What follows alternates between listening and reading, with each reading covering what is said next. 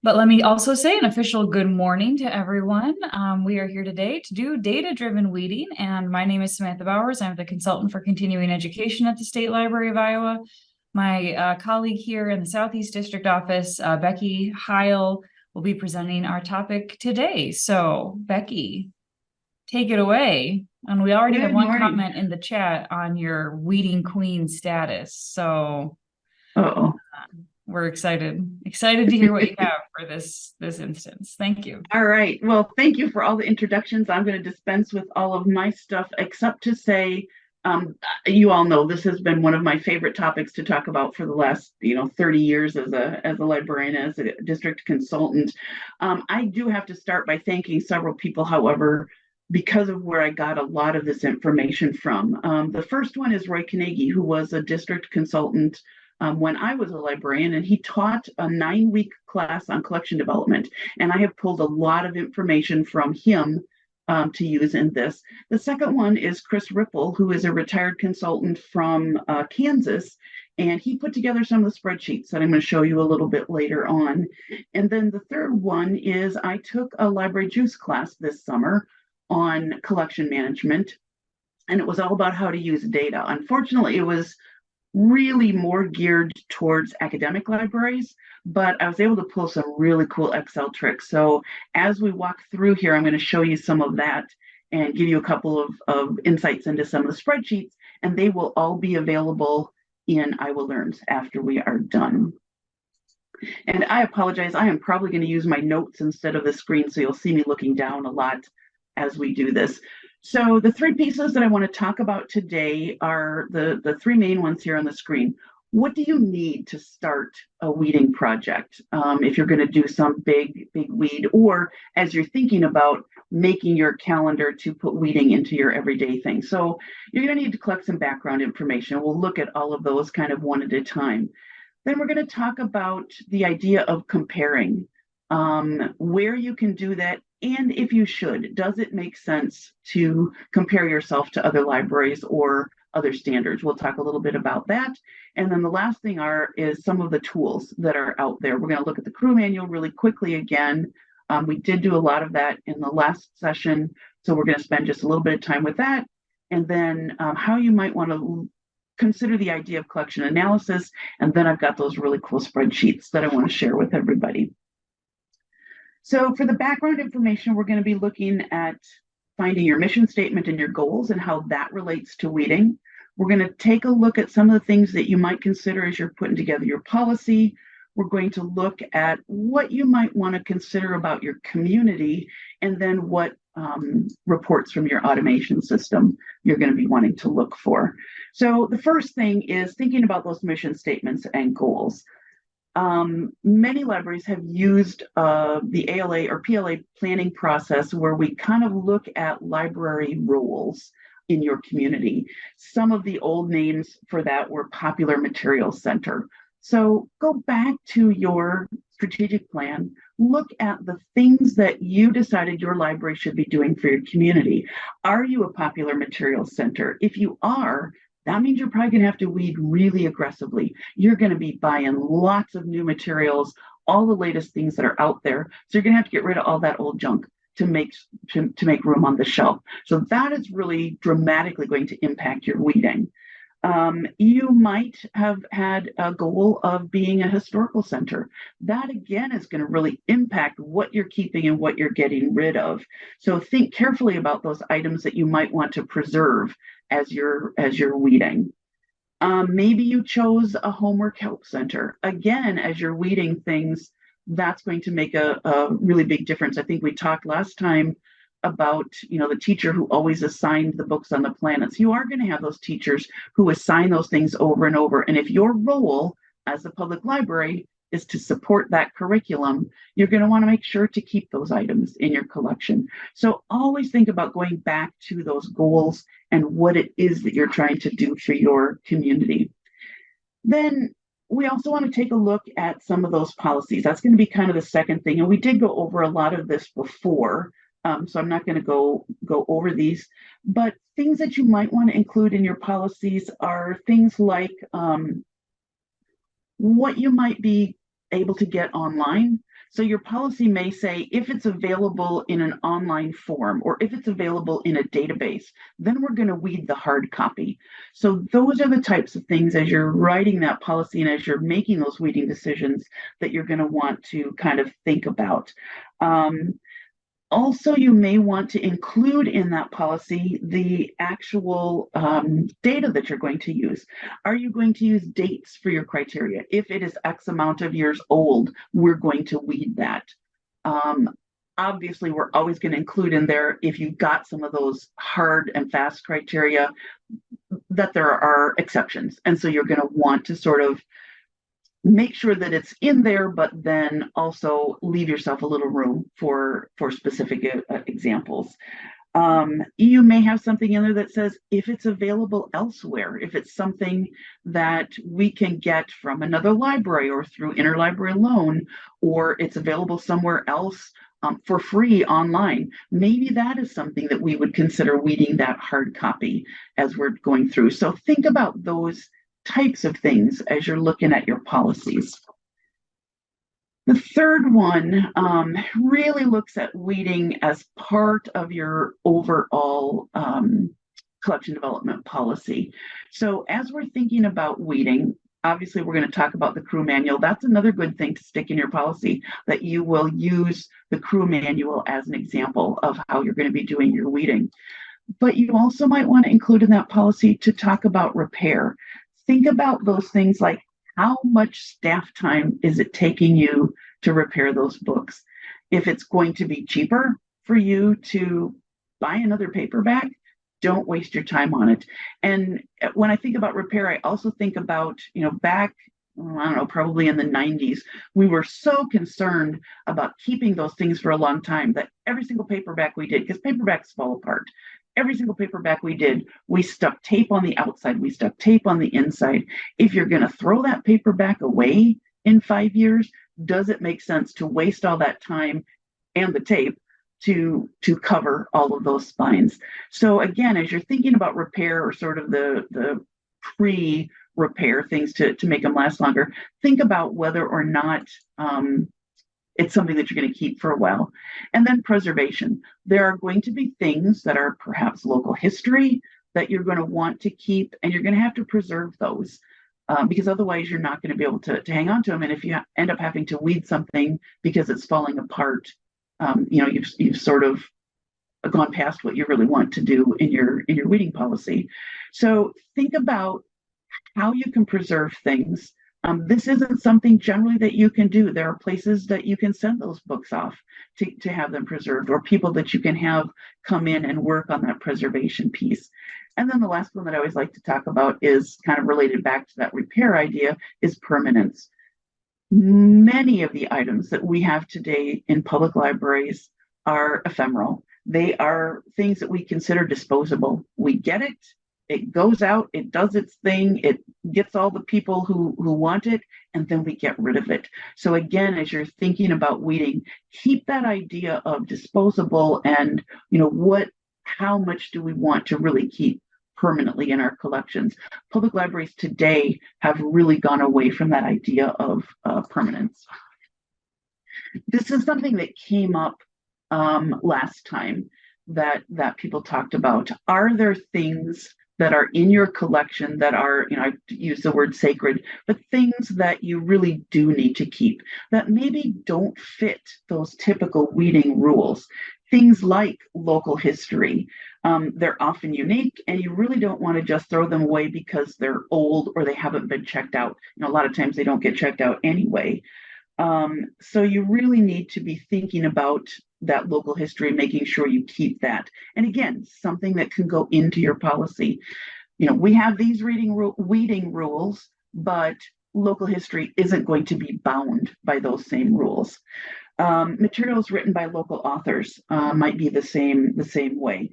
They may be things that you do need to keep for the future, or things that people are interested in locally. So maybe it would normally fit your weeding rules and you would toss it, but because it's a local author, you're going to want to hang on to that. Same thing. This one I thought was interesting. I found regional settings. Are there titles that are set in your county or in your town for that matter. Again, maybe it's not going out, maybe it's not really well written, maybe the cover is getting a little tattered, but it might be something you need to keep anyway because it will be something that people will be looking for in the future.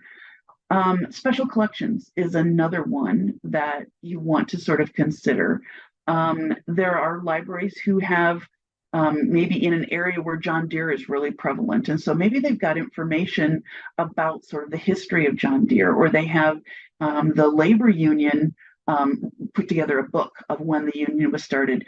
So you've got this collection of items all related to a huge employer in your town or whatever that special collection is. Again, that's something you want to think a little bit harder about before you get rid of that. You may be the only place that has this particular collection. And so it's something you want to hang on to a little bit more. Another one, sorry about that we talk about are some of those what we consider special books. They're beautifully illustrated or they're gorgeous. Nobody ever looks at any of those things. It's really hard to get rid of those. You know it costs a lot of money. It may have been donated by somebody, and it's really tough to get rid of it. But again, I would encourage you to have in your policy, what is it that your collection is for? Are you there to collect pretty books? If not, as much as it hurts your heart to throw away that gorgeous coffee table book, that's probably something that's taken up shelf space that you don't need to do. The other thing are things like classics. I had a librarian tell me one time, but I have to have all of Shakespeare because they're classics. You just have to have those in a library. Look at those books, figure out the last time they were checked out. Do you need classics? Is your community interested in classics? And I've got a slide in a little bit about your community. We'll talk a little bit more about that later. The last one on this are those items that have been donated. Make sure you have in your policy that when that item no longer fits your criteria for keeping it in your book, that again should be in your policy, when it no longer fits, you have the authority to get rid of those items that have been donated. So that book plate down in the corner there, the scion of your town, donated this whole collection of things, just because she gave it to you doesn't mean you still need to hang on to that. There are ways that you can think of, and I heard this actually from another librarian, if they're still in town or the family is still in town, maybe it was donated in memory of someone, talk to the family and say, here, this doesn't fit with our policy anymore. We are constantly refreshing our collection and getting things that our community wants. Would you like this back? It was something that was donated in honor of your mother. If they want it, great, give it to them. If they don't, you can safely weed it at that point. If you don't have any way to contact them, my personal thing is don't worry about it. The number of people that know that you have those donated items are so tiny that it rarely becomes the issue that you think. If you think it's going to become an issue, though, think about that and make sure it's in your policy again. And that always leads me to this idea of gifts and donations. When somebody wants to donate something to you, always have in the back of your mind, is this something that I would weed if it was on my shelf today? This is a picture of what they think they're giving you. This beautiful set of books all tied up in a ribbon. Frequently, this is what you're actually getting. So when you have in your policy the idea of accepting gifts and donations, make sure that you think of again, that weeding piece ahead of time. And then this one, think about what it is that your community wants. Hopefully this ties back to your strategic plan and your goals. If your community has a high concentration of Amish living in it, and they really like those Amish romances, then you're going to keep more of those than somebody else might. Maybe you have an agricultural community and they really like items that are set in a rural setting. You may keep some of those, don't weed them, because it's something very specific to your community. Maybe you don't need, if you're in a rural community, maybe you don't need as much of that urban street lit. I'm not saying don't buy any and don't throw it all away, but be thinking about sort of that balance. What is it that people are looking for? And then also remember the whole idea of just because they haven't come in and asked for it doesn't mean that they're not out there and they would perhaps use it. So we always try to think about those non-users and making sure that we have things for that first time that they come in. Because if they come in and they can't find anything they want, they're not coming back. So that's always the piece when I think about community and weeding. We don't want to get rid of all of that just because it hasn't gone out. So again, the crew manual talks about the rules that are in there are no substitute for your judgment, and you know your community. The last piece of background information that you're going to collect is the reports from your automation system. I just threw a few of these up here. This is one that's always really hard for me because I profess to be the weeding queen, and somebody will say, well, where do I get this report? And we have so many automation systems in the state of Iowa. I don't have that information for you. Most of you, however, are paying for support. So if there's a report that you need or want, say you're looking for last use, that's usually one that's fairly easy to get, but you can't find it. You go through those reports, you can't seem to find it. Call Alexandria and say, this is the data I need to get. What's the report that I ought to be using to get that information out? Some of the reports that you might want to think about getting are a list of the items that haven't circulated in the last 5 years. Most of these systems that are on here right now, you can call up a report that says, if it hasn't gone out in the last 5 years, give me a list.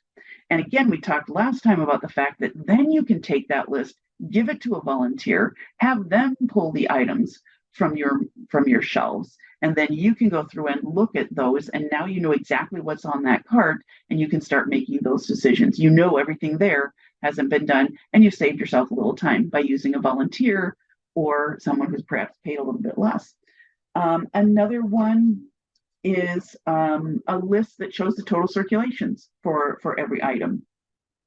Or again, one we talked about last time, the report of a collection age. So it might show the number of items in your collection by publication year. So be thinking about things like, how old are those? And we'll talk about that as we look at crew.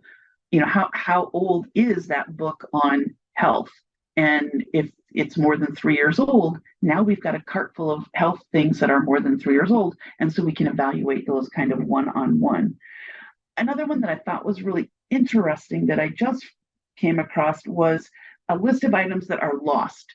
So as you're looking at some of these things, and you've got a book on your cart that says it hadn't been checked out in 10 years, if it's been misshelved for 10 years, there might be a reason why. So think about that, and that goes down to that, evaluate every single item once you've sort of pulled them from there. There may be reasons why it hasn't gone out. Maybe it's been on the bottom shelf, and maybe if you do some kind of a refresh, you weed a bunch of the other stuff and it gets moved up to a second shelf, maybe it will start going out at that point. So be thinking about what are some of those factors, like it was lost, it was misshelved, it was, it was in somebody's house for 3 years and it just came back, so it didn't have an opportunity to circ. So as you're evaluating, those are just some of the things that you want to look at. This I know is really tiny on here. In fact, I can't even see it on my screen. This is just a sample of a data gathering form that I found someplace. And I thought I had some interesting columns in there that I kind of wanted to highlight. So when you're weeding, you're not looking at the collection, the entire thing. So let's take a look at just one little piece. So on that first line, you can see the zeros, Dewey numbers, zeros to 010. So what's the subject of that? It's mostly computers and ephemeral things. Oops, I need to get rid of that so I can actually see my screen here. So put together in this data gathering, how many items do you have in that collection? This case, there were 41 items. Then let's figure out what percentage of our total collection are those number items. It's only 0.01% of our collections of our total collection is in that. How old are they? In this case, they were, the mean age was 1989. Did it circ in 2007? Yeah, it circed 15 times. That's not a bad one. So then we figure the turnover rate. We're going to talk about that a little bit later, exactly how you do that. but that'll be another column that you can fill in on this as you're kind of looking at an analysis and considering items for weeding. I really like these last two columns. We'll talk in a second about that idea of shelf scanning. As you step back and you look at those shelves, are they all old and worn? You know, computer books, that's not a good look. I love the one here in the 020 to 099 under the shelf scanning. They're uninteresting, and those are the library science titles that were in there. I thought that was sort of interesting. Philosophy, somebody looked at it and said, what should we have? What are some of the core titles that we need? Do we need new editions of this? So it's sort of that whole collection scan as you're looking at that segment of your collection. And then this last column, I think, is really important because it says, and that first one, maybe we need to replace some of these. Yeah, we need to get rid of some of those 1989 titles that don't make sense. Even in 2007, the 89 titles don't make sense anymore. Maybe we need to replace some of those. So we're going to pull some of that. But what do we need to do after we've weeded that collection? Do we need to do a lot of weeding? You can see in the religion section, they said we need to weed because we need to reduce the numbers that are on there. Let's see, in education, we want to keep the study guides, but we want to update. We definitely want to weed, and we don't want to put those older guides back into circulation. So it kind of gives you a capsule of when you're going to start on this. These are some of the things that we're going to do. So I really liked this one that was in here. So now comes the big question about comparing yourself to other libraries or standards or some of the rest of it. This is really interesting to me because when I started in libraries, there were lots of standards. This is what you need to have a good collection. It should be this big based on your population. It should have these titles in it. Here's a list of the best or the core collections, and every library in the country should have that. At some point, people kind of stepped back from that and went, if we're doing this based on our community, maybe saying this is what every library should have isn't the best way to do this. And so they really did away with those comparisons. You will see that even in our state library standards. We used to have standards on how big your collection was, what your turnover rate should be, how many items that you had to purchase new every year. Those are all gone. Now we ask you to look at your turnover rate. We're not saying it has to be this. We're saying, at least look at it and think about what that means for your community. You will also see, I did it in prepping for this course, you will also see if you try to Google library standards, they aren't out there anymore. I found a few and we'll take a look at those in a second, but all of those national standards are gone. They just don't exist. So, you know, people kind of decided, that powers that be kind of decided, that's not a good way to look and evaluate our collections. You know, what do we weed? You know, sometimes you were weeding because, you know, somebody said you only should have a collection of this size. That, however, as a librarian, and I suspect some of you are thinking this right now, for me as a public librarian, that was really frustrating. I want to know sometimes, what is normal? When somebody walks into my library, what are they going to expect? Because they were somewhere else and that's what they consider a good library. So I missed that a little bit. I understand, I'm a big believer in making your library fit your community, but I also like the idea of having some of those standards and norms. So we're going to take a look at some of the ways if you're interested. The first one is that whole idea of the best of. So when you weed, maybe you're not a science fiction fan and you have no idea if these are, you know, the best, the classic, the science fiction book that every patron that walks in every science fiction reader that walks in your door is going to expect you to have. If you don't know that, where are some of the places that you can go to look for that? These best of lists are some really great ways to find that information. Things like the New York Times bestseller, you know, find that database that's got all of those in there. If you don't know young adult fiction. The YALSA Book Awards is a place to go back and see this book that I have in my hand. I'm trying to decide, should I get rid of it because it's old or the cover is falling off? Should I replace it or should I weed it? You can go out to those YALSA lists and find out, oh yeah, this is sort of a seminal work in youth collections. So take a look at some of those best of lists that are out there. And these are just a few of the many, many places that are out there that you can take a look at to determine if you really want to weed that particular title. And then to go back to the idea that I talked about later of standards. As I said, there are very few that are left in here anymore. Our Iowa standard doesn't say you have to have a minimum of this turnover rate. It says, look at it, consider it as you're looking at that. I think I'm going to talk a little bit later about some of the other things that you want to take a look at. I did find things from Texas and from Wisconsin. So just to kind of show you a little bit, the Texas ones are from 2014. Those are the three big ones with the blue headings there. So in Texas, in 2014, they said if your population is less than 5,000 people, I'm in the top left one here, your circulation per capita, if you're a little bit better than average, should be 4.07. Your circulation per capita, if you are in the exemplary, if you've got a really great collection, your circulation per capita is going to be 7.42. So they went through and figured this out for each population for circulation per capita. Then they looked at collection size per capita down in that bottom left one. Less than 5,000 population, you need a minimum of 17,000 items. So they don't have that per capita on that first one. If you're just slightly better than average, but if you're in that 5,000 to 25,000, you want to have a collection size of 2.21 items per capita. If you're in sort of that a little bit better than most, if you're in the really great exemplary category, you want to have 3.13. Nobody really knows exactly where all these numbers came from, who made those decisions, or why they did it. And again, I think that's part of the reason we don't use it as much anymore. But there are a few of these out there if anybody's interested in finding those. The one on the bottom right, I honestly can't figure out where I got it from. I've had it in my notes from the first time I did a weeding class, probably 15 years ago. It may have been an Iowa standard for all I know, way back in the olden days.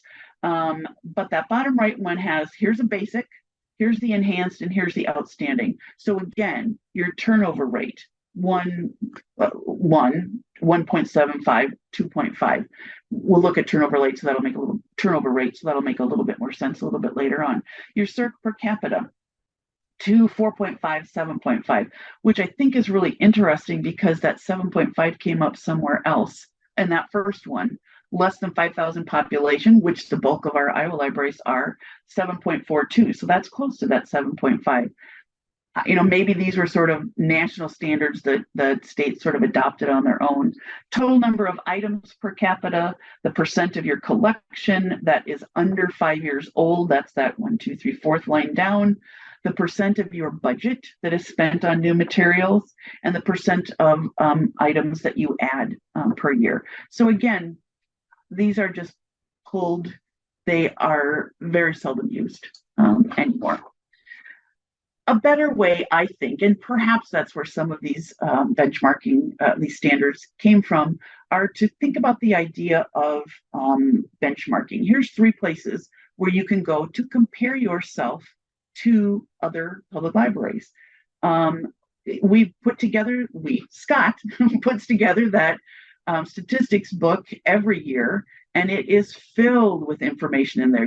That 60-page form that you fill out every fall about your library. We gather all that up and we put it in this book so that you can take a look and find out, to compare yourself. You can find out things like, let's see, what were some of the items that I had listed here? How many titles does an average size B library in Iowa have? So you can look at your collection and say, oh, we've got way more than that. Maybe it's time to do a little weeding here. Or maybe we just have a lot of money to spend on books and we've got a lot of space. So it makes sense for us to have that. So you can sort of compare yourself to some of the other libraries that are similar to you. That's if you want to stick with Iowa. Um, Hopefully you know that once you give us all that data at the state library, we turn it in to IMLS, the Institute for Museum and Library Services. Every state in the nation does that exact same thing. They gather that information from all their public libraries and they put it in the IMLS database. So you can actually go to IMLS and compare your collection size or your turnover rate or your circulation amounts with other libraries across the country. That's one way to do it. It's out there and you can find it out there.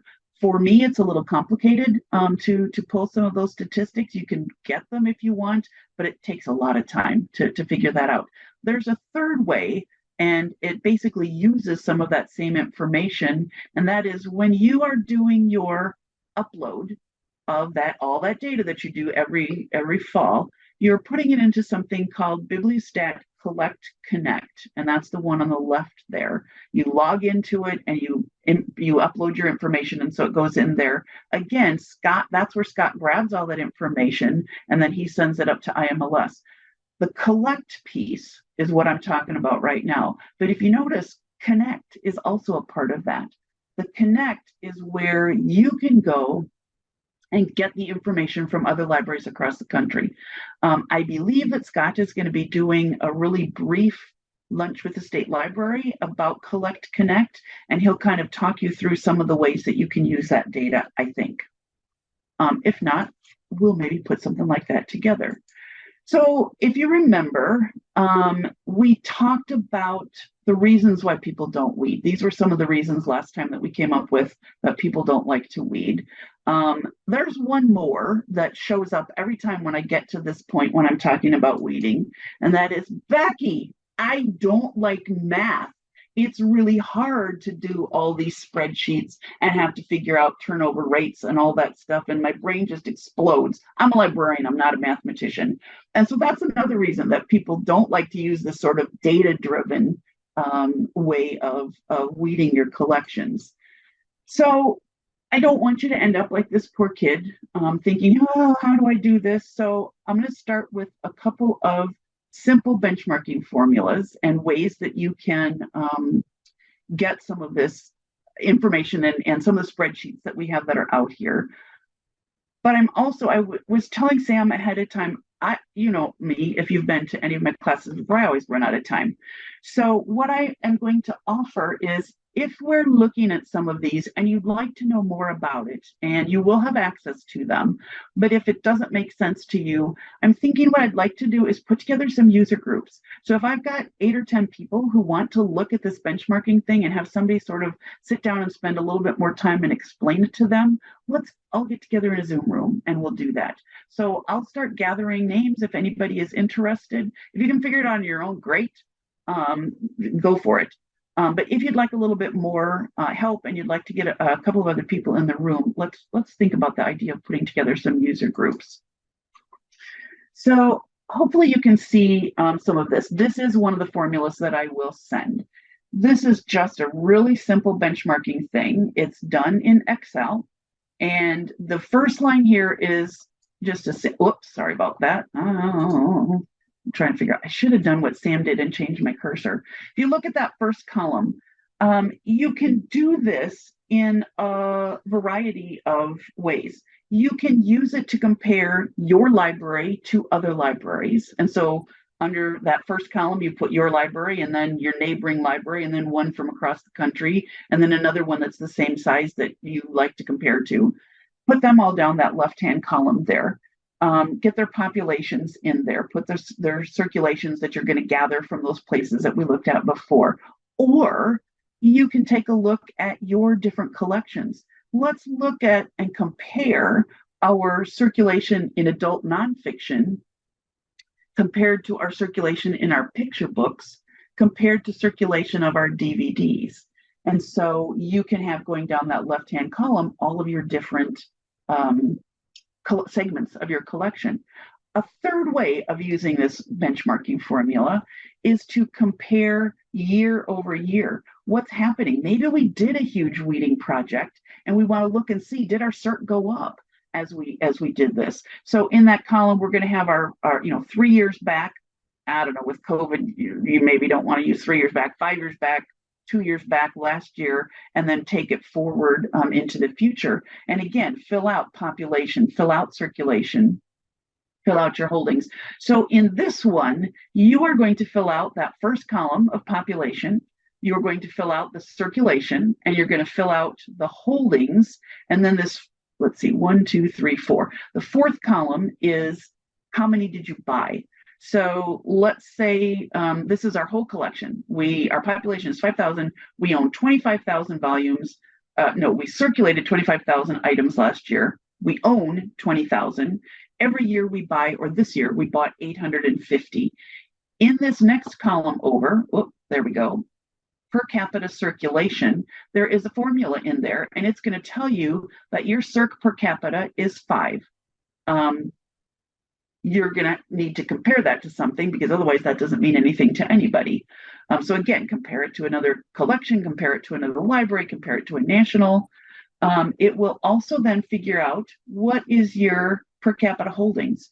So based on how many people you have in your town, here's how many books per person you have. Again, that formula is going to be in that line there.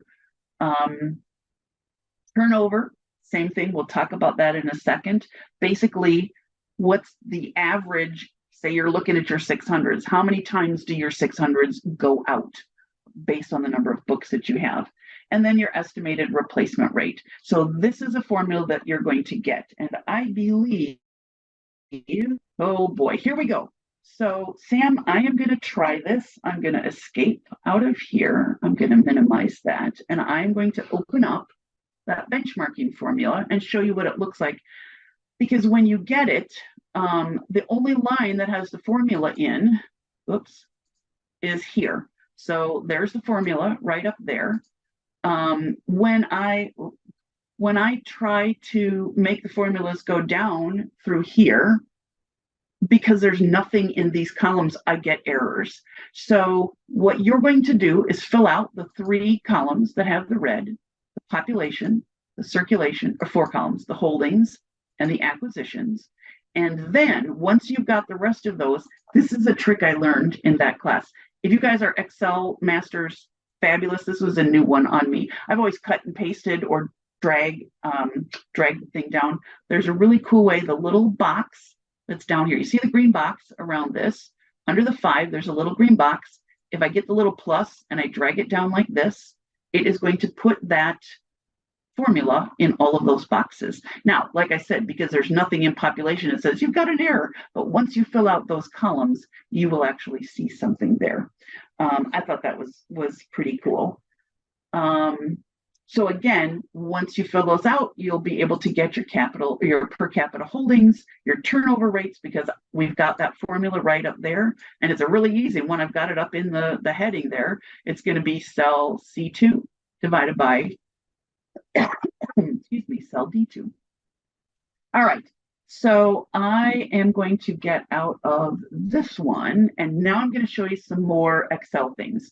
And I was telling Sam, you'll see at the end of the thing, I have now dubbed myself not only the weeding queen, but the Excel queen, because I learned so many really cool tricks in this. But she told me she was going to have to fight me for that one. So Sam, if I get it wrong, let's see, tell me, and then we may invite you to our little meetups if we're going to do some Zoom things there. The next one I want to look at is the one called sample. So the class that I took, like I said, was really geared towards academic libraries. And so she was trying to teach us some of these Excel tricks, and she wanted to teach us sort and filter, how we do that. So she pulled a report from her automation system, and it is a report that has 4,000 items, magazine titles that she put in here.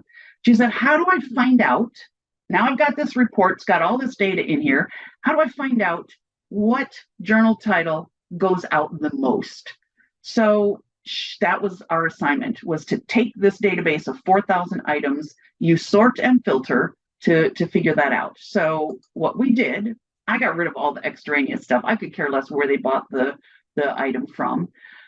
You can see that for this AICCM bulletin, they have a number that's unique item requests, but they also, whoops, where did I go here?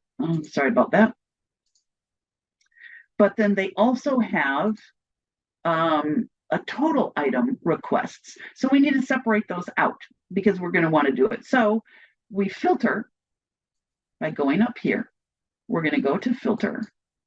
And now we've got these little drop downs here. So I get to choose. What do I want to filter by? I don't want to filter by both. Let's just take a look at the total item requests. So now you can see I filtered those 4,000 items that were in here. And now I have just the total item requests on each of those.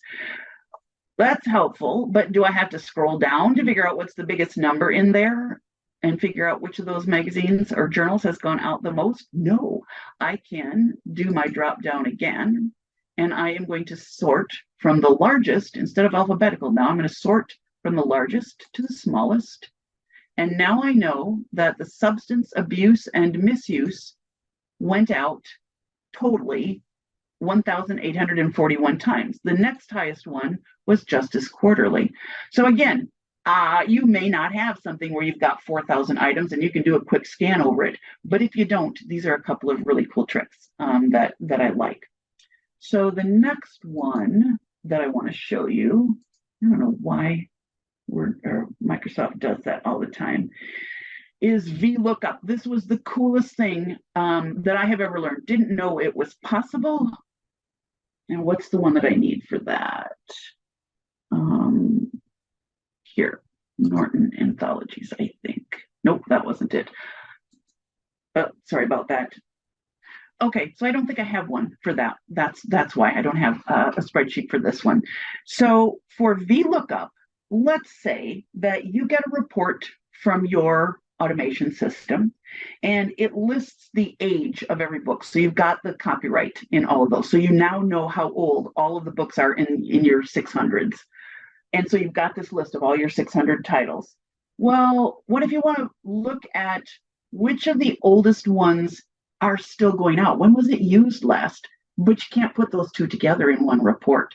So you run a report of the age of the collection. Then you have to run a separate report of the last time each of those books in that collection was checked out. So now you got these two reports sort of sitting side by side. To be able to put those all together, you use something called VLOOKUP. And I'm not going to go through all the steps for that one. Again, that's something that either I can show you or there's lots of videos out on Google. I don't personally like the ones that Microsoft has done. I found those more confusing, but there's a couple of other ones that are out there that work really well.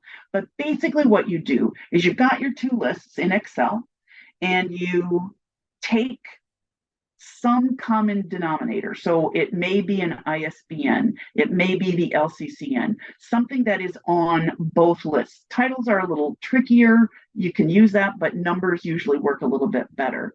And you're going to take the information from this one and you're going to match up the column that you want from the other one, and you can put them together and you get the title, the age, and when was the last time it was checked out, all together in one Excel spreadsheet. So that's another way then that you can sort of use that Excel thing to sort of merge those two spreadsheets together. Best trick I have ever learned in Excel anywhere.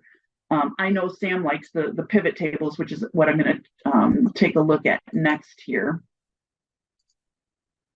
So the next assignment, we were learning how to do pivot tables, and I have watched 100 videos. I have talked to people. They have tried to explain to me. I have read articles about what a pivot table is. None of it made any sense until the woman walked us through it in this class. I was absolutely blown away. So again, here's the data that she gave us. I don't know, some 100 and something titles that they had. So she pulled all of their Norton anthologies. And she wants to know, again, campus wide, they've got items in a lot of different places. She wants to know where all of those titles are, or how many are in each of those locations.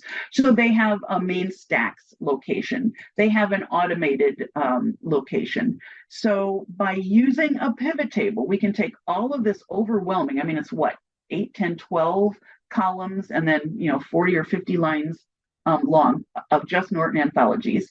And we want to know how many. After you use the formula and you insert the pivot table, we were able to come up with this cute little cart. Well, I was going to make this chart, not cart, a little bit bigger. So now we know that at the Ambler location, there are 4 Norton anthologies. In the automated storage system, there are 45 Norton anthologies. In the main remote stacks, there's 1, and that was by using this formula that's in Excel. That's what we were able to pull out of this. We were also able to pull out, one of the other assignments was how many items per title. So the Norton Anthology of American Literature, there are 22 items that are available. And then we were also able to list the missing items. So let's go back to this. So that is all of my Excel tricks. Hopefully I'm doing all right. No, of course I'm not. Those are my Excel tricks. Another thing that I want to talk to you a little bit about are what are called core collections or standard bibliographies. Again, there used to be a lot of things out there that said, if you're a good library, you need to have these titles in your collection. Again, take it with a grain of salt. The one that is really left, I think, are the Wilson core collections.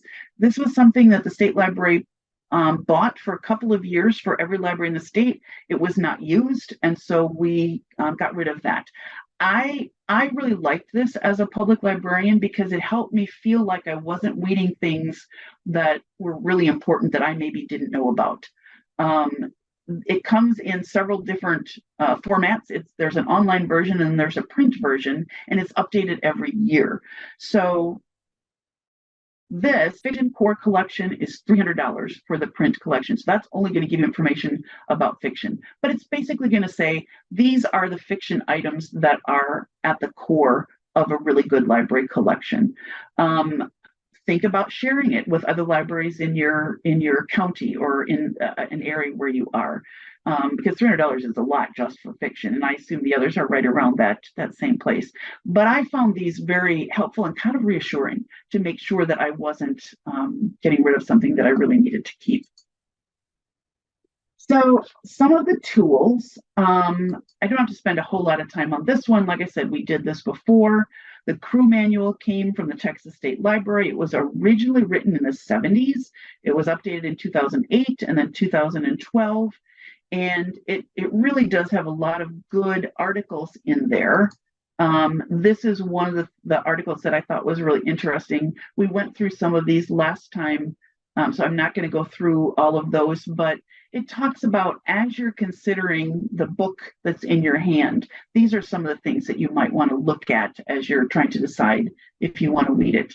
And then for nonfiction, we went through this last time as well, so I don't want to spend a whole lot of time, but for those of you who maybe weren't at that last one, for me, the best piece of the crew manual is where they break down your nonfiction and they break it down into fairly small segments. So you can see in the education piece, they have just the 370s. So if you've got to do a book that is 370, which is education, it gives this formula, 10, 3, and then musty. When you look in 520s, again, sort of a decade, so anything that's 520s, but look at the 636s, it's just one number. So in the 636s, so every 636 book that you have, which is pets, you can use this formula for. The first number has to do with the years since the book's latest copyright date. So if you're looking at education titles that are published in 2010, 2011, 2012, because that's older than that 10 years, that means this is a candidate for reading. It doesn't mean you have to read it, but this is one that you should pull off your shelf and take a look at for weeding if it's more than 10 years old in education. In space and astronomy, take a look. It's only 5 years. Obviously, space and astronomy, things are changing a lot more rapidly. So that 5 makes a lot more sense when we look at those. When you go down to pets, oh no, the second number then, that 3 is the number since it was last checked out. So education books maybe aren't being checked out as often, so if it hasn't been checked out in 3 years, think about weeding that one. But look at the pets books. If it hasn't checked out in 2 years, pets, that's a really popular collection. They go out all the time. So if this particular book hasn't gone out as much as the others, it's not gone out in 2 years, then that's another one that you want to think about weeding. Musty, we went over those again. That's sort of that third factor. And it's, is it ugly? Is it trivial? Is it irrelevant? Can you get it elsewhere? Those are some of the things to evaluate that book in hand. So here I am once again, barreling towards the end, thinking about collection analysis. It's kind of that step back and look at your collection as a whole. I've got pieces about budget in here. And you think to yourself, well, budget isn't exactly weeding, but there are pieces that play into that as we're thinking about weeding. It's really a way of determining the quality of your collection. Excuse me.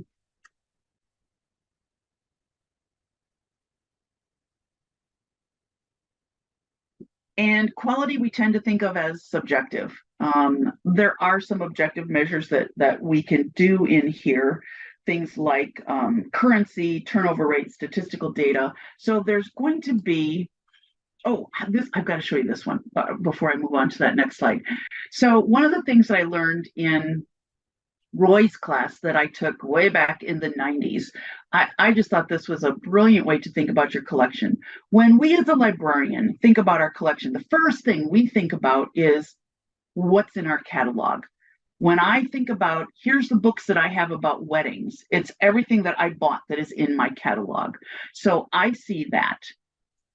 It's everything that's sitting on the shelf.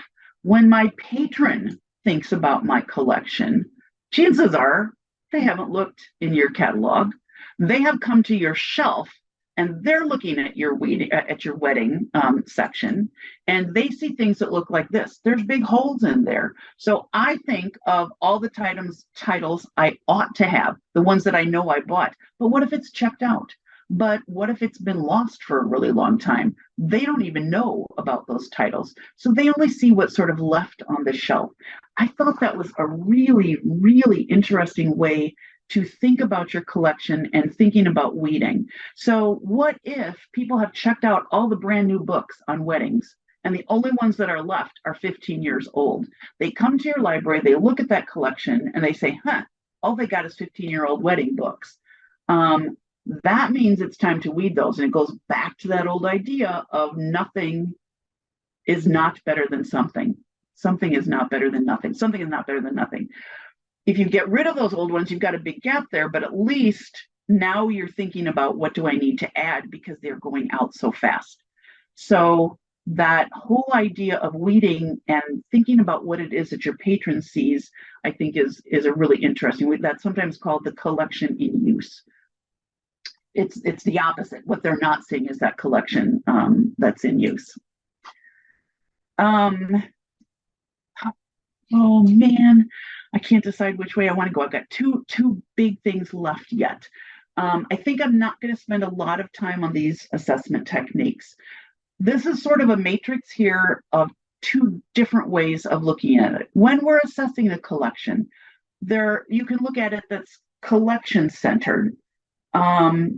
Or you can look at it that's user-centered. So we talk a little bit about the differences between those, but then you can also have quantitative ways to look at a collection-centered, using a collection-centered technique. And there are also qualitative ones. So quantitative and qualitative can fit under both a collection-centered technique and a user-centered technique.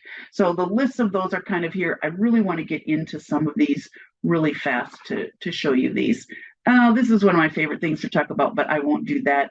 those of you who are familiar with the Pareto principle, it's, let's see, how does it go? A small number of causes, 20%, is responsible for a large percentage of the effect. So 20% of your books account for 80% of your circulation.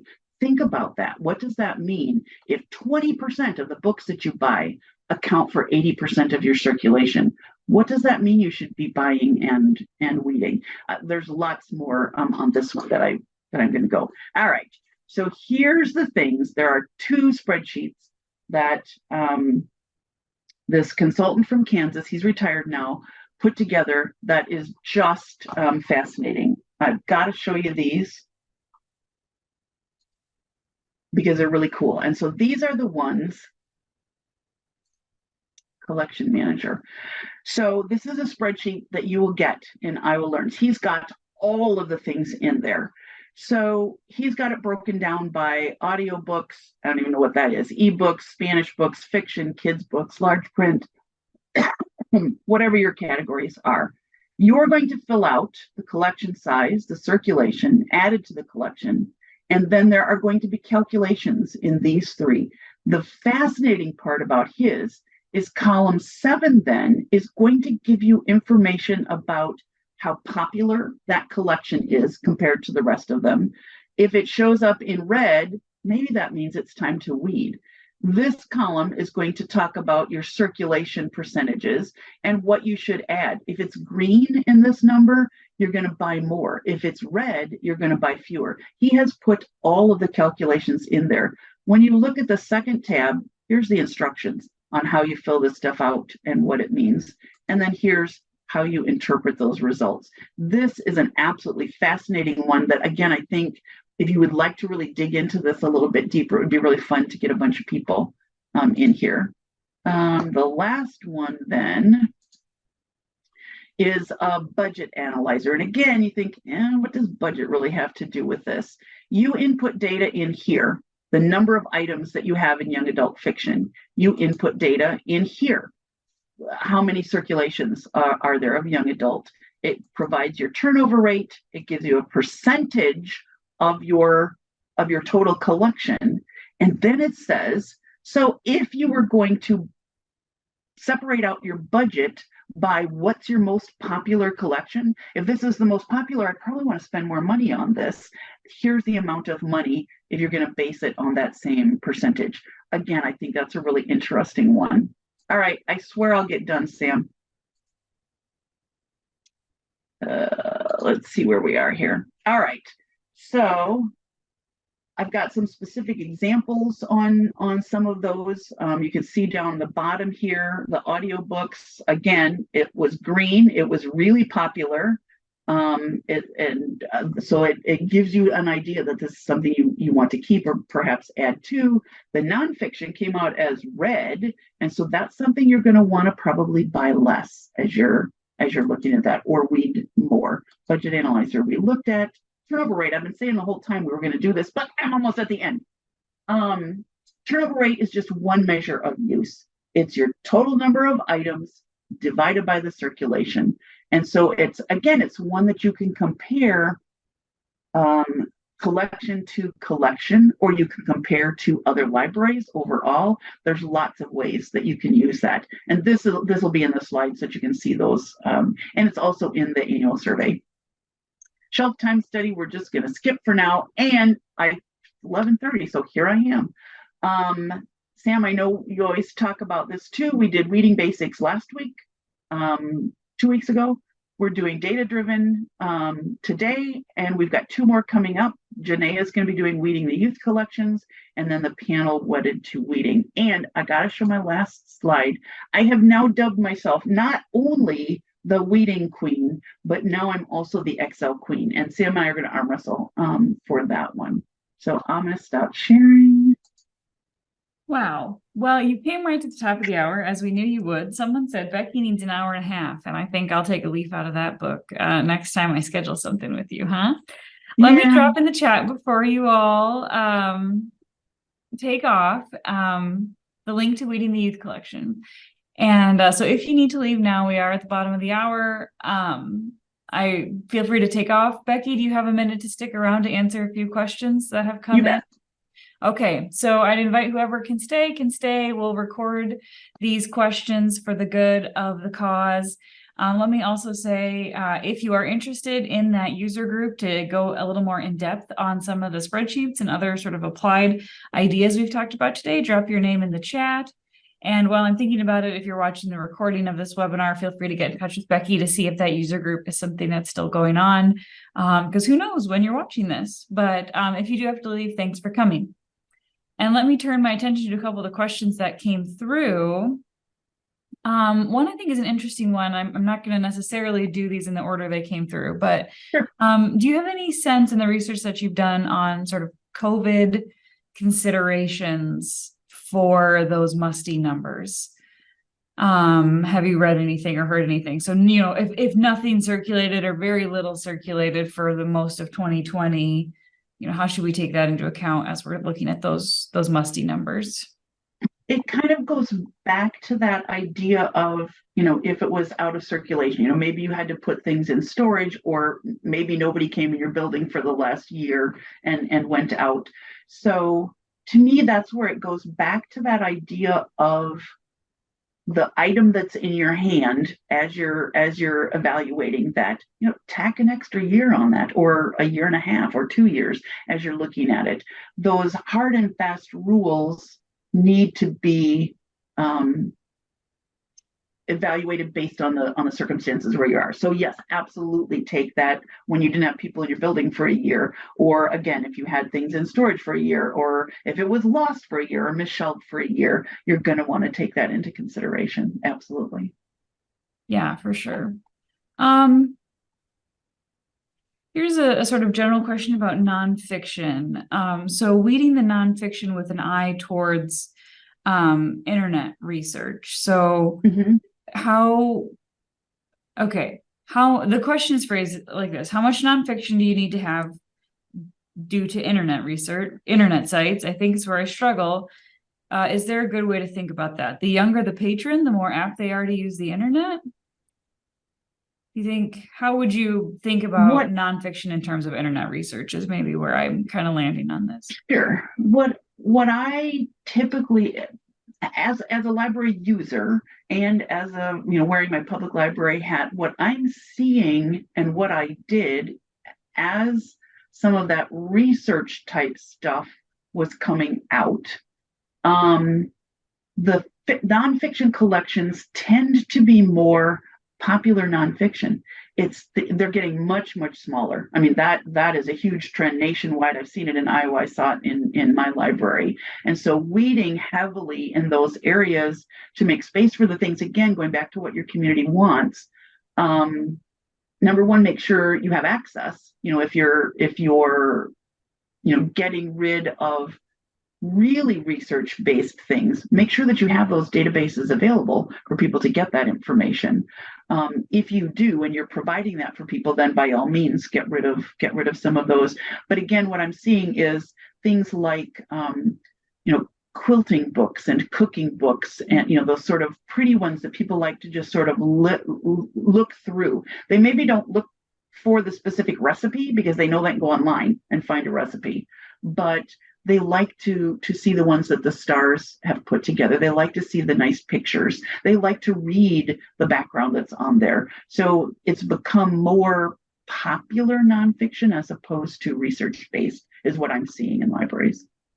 The thing I've noticed with nonfiction as well is it can be a nice kind of gateway into a topic for somebody as well. Just Googling diabetes as an example. If I've just gotten a diagnosis or I'm fearful of a diagnosis, Googling that is terrifying. But if I walk into the library and there's a nice new book sitting on the shelf on that topic, and it could be anything, it could be horse racing or, like you say, cooking or whatever, but it's a nice kind of gateway that might help me focus my internet research. So I wouldn't say, we do away with nonfiction because of the internet, but we might change what we buy. And I think buying, like you said, buying less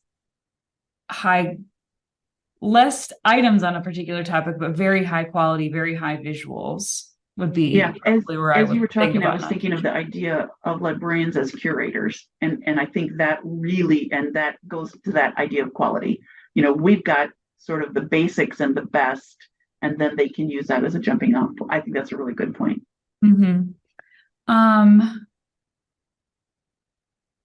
Do you have you seen in your research a circs per item benchmark? So if I buy this book, should I expect it to circulate 5 times, 15 times? Is that a useful metric or anything that you've come across? You're not finding them. Those benchmarks just aren't there anymore. Let me pull up that Texas one. Again, it was from 2014, so how valuable is it? I'm not sure. Circs per item. That's kind of that collection turnover rate. And so they do, but again, that's going to vary dramatically from a nonfiction book to, a bestseller type title to a picture book. Yeah.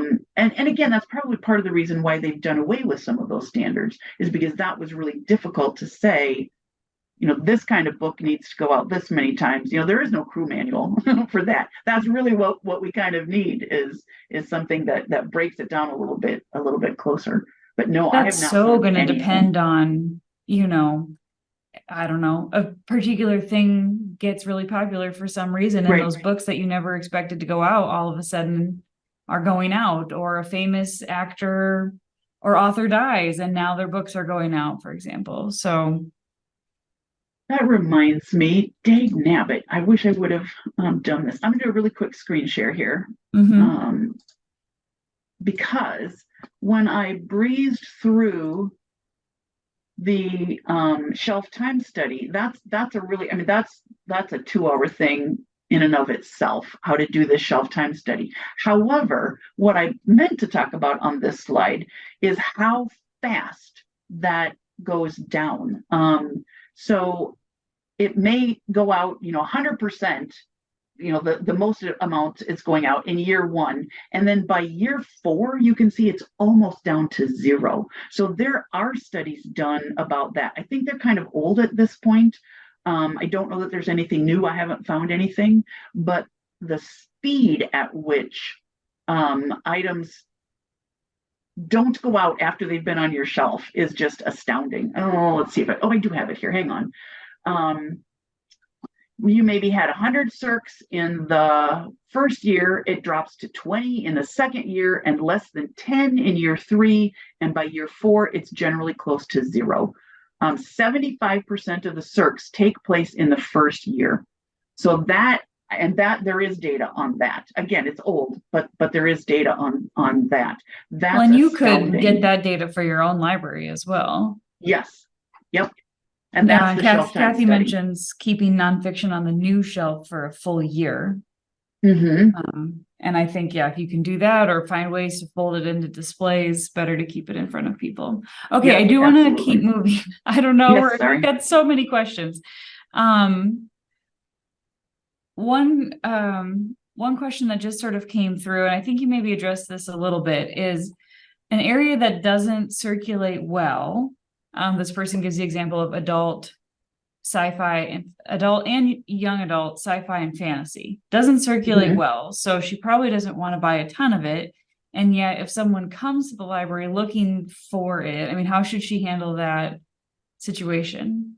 That's really the trick. And again, I think it goes back to that, using some of those core collection or best of lists, so that, again, a lot of times we don't know what we're buying. Sometimes that's the reason it's not going out, is because if I'm not a science fiction reader, I don't know what's going to go out. So using some of those best of lists and making sure that you have some of those, and then also using that, and that's sort of the opposite of weeding, but using that as your purchasing. Make sure that there's a big sign. Make sure that it's in your policy that if there's something that you want, there's an author that we're missing.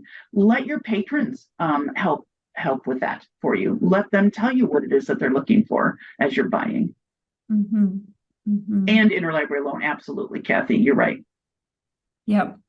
Another one I don't know if there's a great answer to, events influenced by books. So, Little House on the Prairie reunion. Will that, really make a lot of people want to read your Little House on the Prairie series? And the answer is probably like, yes, but until you get a crystal ball and loan it out to the rest of us, like we're never going to know what that is. Right, right. Or we have a hard time. I mean, that's kind of where keeping your finger on the popular culture pulse is not a bad thing. And Game of I will Thrones tell gets a you, refresh, whatever it is. right. Yes, that's a huge one. They do the new covers or Yeah. whatever. One of the things that I used to use, we used, I don't remember what it was called. It was the Ingram. Came in hardcover. I mean, in print form at that point. And what they included with all the new books that were coming out in February was how many books they purchased and how many were available. That is a huge indicator. If they're buying 1 million copies, it's going to be a popular title. So that's going to give you a clue that it is going to be something you might want to look at. If they're not buying a whole lot, that's again kind of a clue that you may not need it then. Yeah. All right. Unless anyone else comes through, I'll make this our last question. What do we do about series that take up 2 whole rows of shelves? I try to get popular material, but what about those series that keep going on for years and years? Do I have to keep the entire series? It's taking up a lot of room.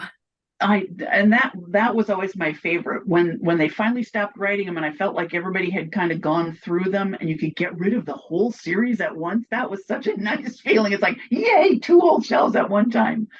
There's a couple of schools of thought. Some people say get rid of some of those early ones because then people won't go back and start them. In the other, use interlibrary loan for that.